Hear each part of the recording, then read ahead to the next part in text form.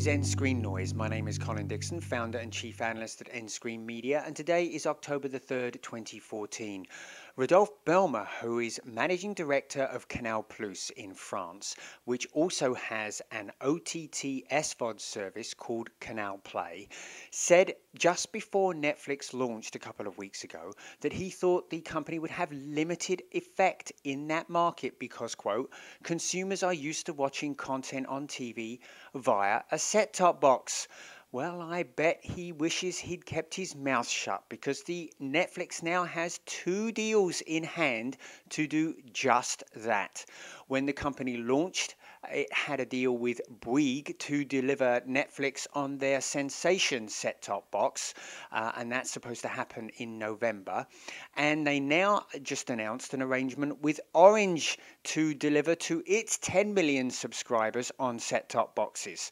And they are also rumored to be in negotiations with Free, another one of the biggest ISPs in France, also providing IPTV television services. Now, Netflix is taking this to other regions as well. It reached agreement with Belgacom to appear on the Proximus set-top box in that market.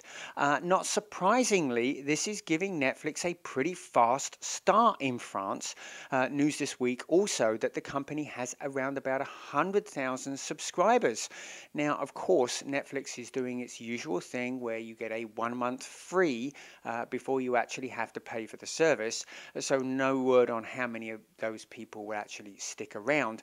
But as a benchmark, we should bear in mind that Canal Plus, which has been in market with Canal Play now for 3 years, has about 500,000 subscribers.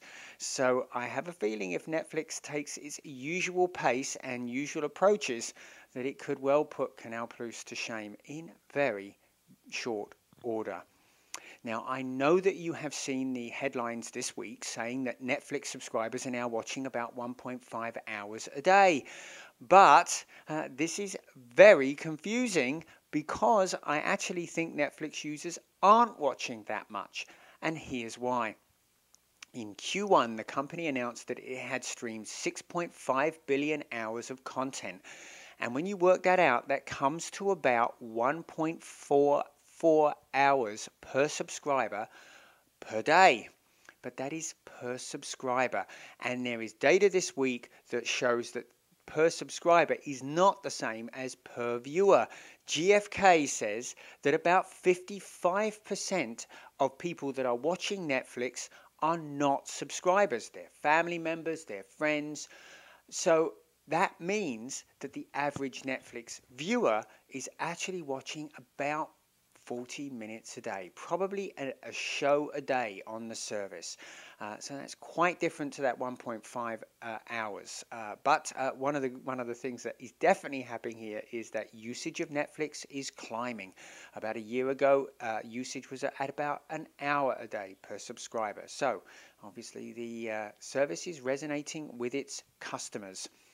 Now, Netflix has been very public about the fact that they think that theatre owners are slowing movie transition to digital, and they've taken very public aim this week with two deals. The first deal was with the Weinstein company for the release of the sequel to the Oscar-winning Crouching Tiger, Hidden Dragon. They say that they will be doing a day and date release on Netflix when the movie hits theaters, hits IMAX theaters. So it will be available on Netflix on the same day. Theatre owners were very, very upset about this and have got together and said that they will not release Crouching Tiger, Hidden Dragon in theaters at all. So Netflix is not ready to back away.